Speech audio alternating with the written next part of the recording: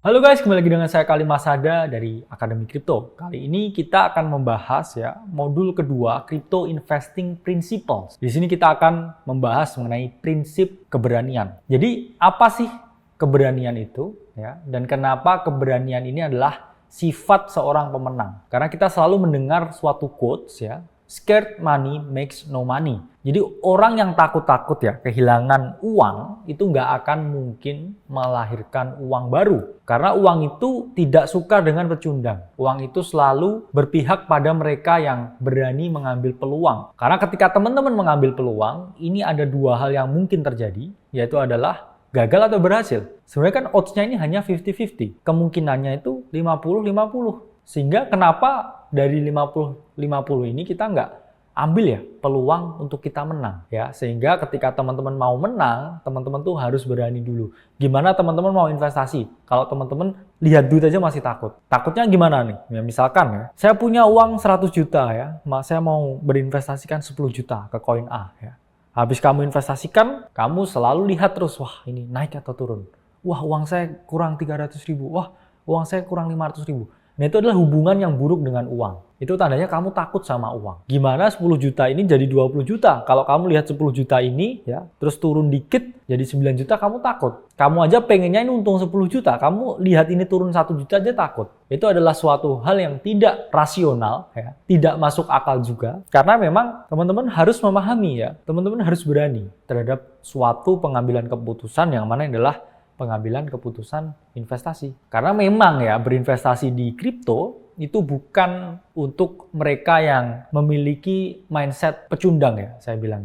Kenapa? Karena risiko yang teman-teman hadapi ketika berinvestasi di kripto itu sangat tinggi. Mulai dari risiko pasar, risiko teknis, risiko regulasi. Kemudian ada volatilitas pasar yang super tinggi. Developer mungkin ngerakul kalian. Potensi terlikuidasi ketika kalian trading dengan margin. Dan juga potensi-potensi bahaya lainnya. Jadi ini adalah tempat yang berbahaya. Ketika kamu nggak siap dari awal masuk ke tempat yang berbahaya, kamu mending jangan masuk di awal. Ini sama seperti memasuki gunung tertinggi yang di dalamnya itu ada hutan. Hutannya itu penuh dengan hewan buas dan kemudian hutannya ini tidak terlihat mata anginnya di dalamnya. Sehingga kamu yang masuk situ kamu harus prepare dengan berbagai equipment yang ada bawa obor, bawa persediaan makanan bawa baju hangat mungkin bawa senjata-senjata untuk menghadapi hewan-hewan buas. Kalau kamu dari awal masuk itu udah takut, mending mundur. Tidak ada salahnya untuk mengakui kalau memang market kripto ini bukan untuk kamu.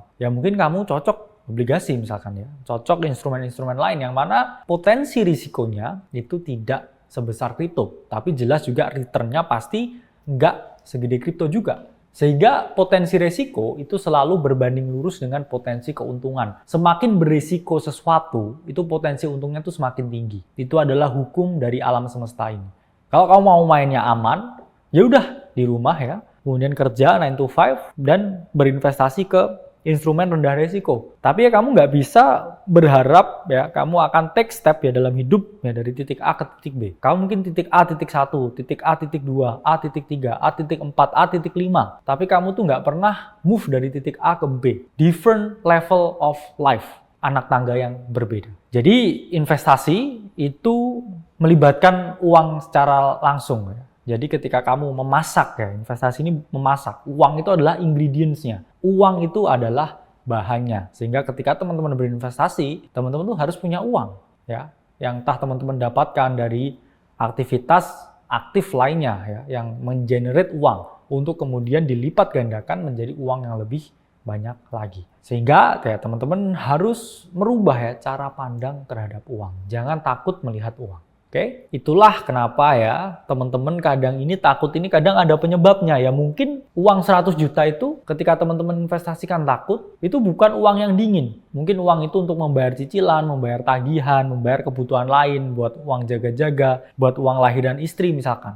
Jelas teman-teman takut. Tapi kalau memang teman-teman punya uang yang dingin quotes on quotes, itu udah siap hilang, sudah. Kalau misalkan 100 juta ini masih takut, mungkin coba berinvestasi dengan 50 juta. 50 juta saya masih takut, mungkin 10 juta. 10 juta masih takut, mungkin 1 juta. Kalau mungkin 1 juta masih takut, udah nggak usah berinvestasi. Mungkin kamu cocoknya di dalam sesuatu yang tidak ada resikonya sama sekali.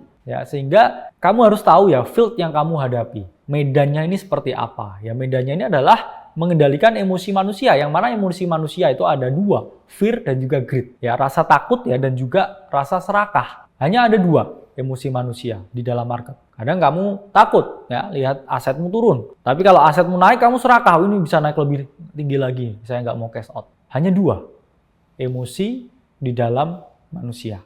Ya mungkin dicek lagi. Ya seperti yang saya bilang kan, kalau uang dinginnya ini masih takut ya dikurangin porsinya. Oke, ya ini contoh alokasi money management ya. Jadi teman-teman ini tahu ya risikonya berapa. Misalkan sama 100 juta uangnya. Kalau teman-teman mau merisikokan 1% ketika berinvestasi, ya udah risikokan 1 juta. Tapi kalau misalkan teman-teman ini mau merisikokan lebih tinggi 10%, ya berarti risikonya di 10 juta. Tapi ketika kamu merisikokan 1 juta, ya ini naik 10 kali lipat, kamu hanya dapat 10 juta. Kalau opsi kedua, kamu merisikokan 10 juta, ya naik 10 kali lipat, kamu dapat 100 juta. Selalu lebih besar ketika kamu mengambil risiko yang lebih tinggi. Itu adalah hukum alam. Tapi ya, satu wejangan yang kita berikan, kamu boleh berani. Ya, kamu digen ya, saya degenerate. Saya nggak punya tanggungan apapun ya. Saya kelikuidasi pun saya masih tidur di rumah mama saya. Yaitu, kamu tetap harus ya, nggak boleh merisikokan 100% uang yang kamu miliki. Karena itu membuat suatu habit. Mungkin kamu sekarang masih nge-manage 100 juta. Ketika kamu memanage 100 miliar, habit ini akan sama. Sehingga teman-teman meskipun berani, tetap harus punya batasan. Nggak ada saya fund manager di seluruh dunia ini yang risikokan 100% terus-menerus di setiap trade, di setiap investasi. Kalau gitu mungkin di tahun kedua ya dia udah gulung tikar ya, kemudian diancam oleh para investornya karena uangnya hilang. Mereka itu selalu punya rules, sehingga kamu ketika mengelola uangmu sendiri, ya udah kamu harus siap dengan segala risikonya, tapi tidak pernah all in 100% terhadap sesuatu. Setinggi apapun conviction. Oke? Karena ketika itu benar ya itu jackpot. Kamu pensiun, tapi itu ketika salah itu hilang semua. Dan kamu udah kehilangan lagi ya uang untuk bertahan di market.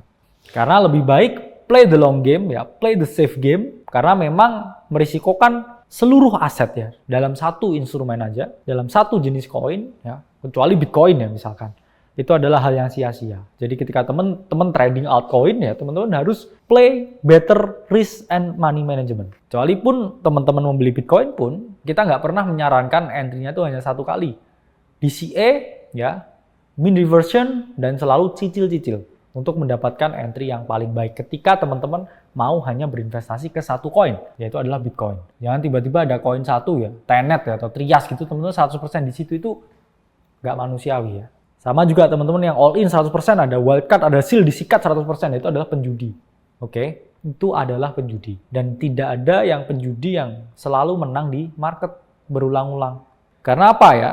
Harga ketidaktahuan itu sangatlah mahal sehingga teman-teman harus berinvestasi pada pendidikan. Karena saya ada di titik ini ya bisa memberikan insight ke teman-teman. Saya itu melewati banyak perjalanan yang sangat mahal. Yang mana kalian lebih baik membayar untuk suatu perjalanan ya, yang mana teman-teman tidak perlu nanti gagal ya karena ada yang membimbing. Karena teman-teman membeli waktu. Mungkin teman-teman merasa oh saya nggak perlu ya membayar untuk edukasi.